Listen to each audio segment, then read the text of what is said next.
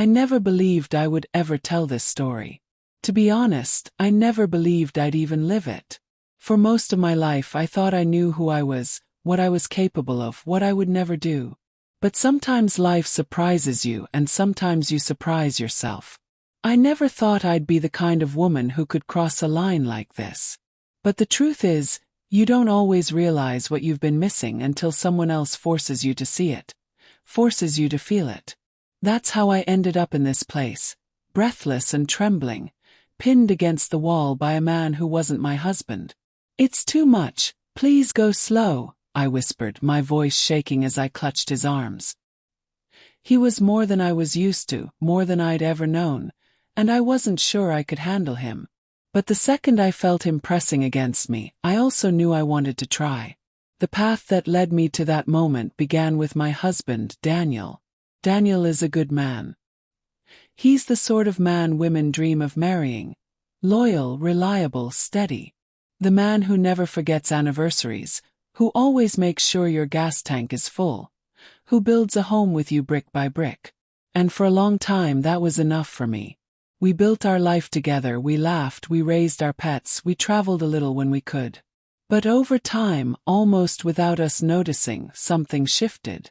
Our love softened into habit. Our passion dulled into routine. The way we touched each other felt familiar, but never urgent.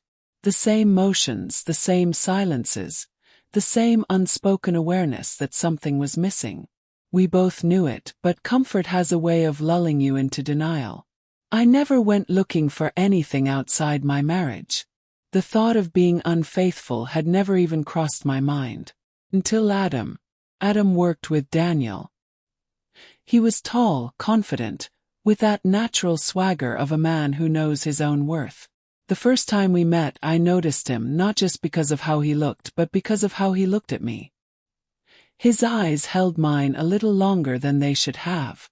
His voice dipped just slightly when he said my name.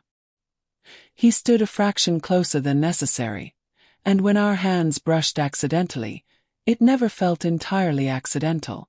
I told myself it was nothing. Innocent. Harmless. But deep down I enjoyed it. The attention. The way it made me feel like a woman again instead of just someone's wife. That spark grew slowly, quietly, until it became impossible to ignore. The way his gaze lingered on me, the brush of his fingers across my skin, the smirk he'd give me when he caught me blushing, it all became a secret current running beneath my everyday life. I knew it was wrong. I knew where it could lead. But I didn't stop it. And one night, I didn't stop him. Daniel was away on a 3-day business trip. On the very first night, Adam sent me a message. "Drinks?" I knew exactly what he meant. I knew exactly where it would lead if I said yes. But I didn't say no. An hour later, Adam was at my door. And the second I let him in, I knew there was no turning back. The air between us was thick with anticipation, charged with danger.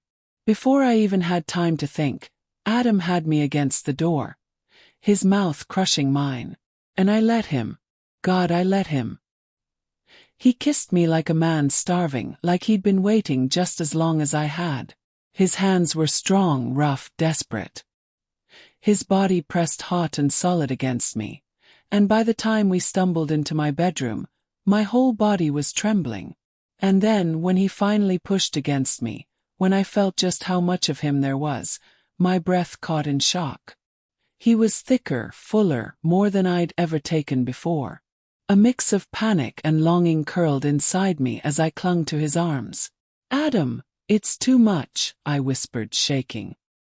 His lips brushed my ear, his voice low and teasing. "Don't worry, sweetheart. I'll take my time." And he did. When it was over, I should have been sick with regret. I should have been disgusted with myself. But instead, lying there, breathless and trembling, my skin humming from the aftershocks, I felt something else, relief, satisfaction. As though someone had finally seen me, wanted me in the way I had always yearned for. Adam traced slow, lazy circles along my thigh. His eyes glinted as he smirked.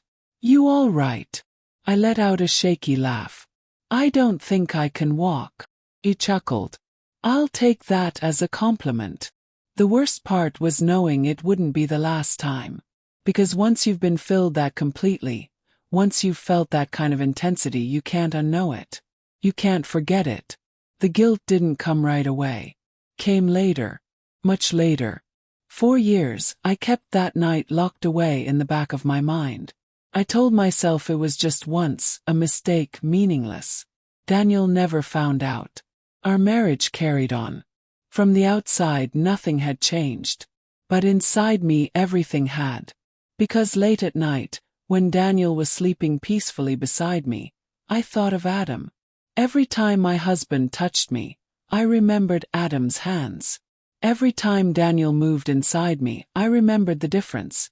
The intensity, the way Adam had consumed me. And slowly, shame grew into hunger. I didn't want Adam anymore. Not him specifically. What I wanted was that feeling again, but with my husband. I rehearsed the words in my head for months. How do you tell the man who has given you everything that you need something more? How do you ask him to change himself without crushing him? One night, after 2 glasses of wine, I tried. Daniel was on the couch, half watching a nature documentary. I curled up next to him, letting my hand drift across his chest. "Babe," I whispered.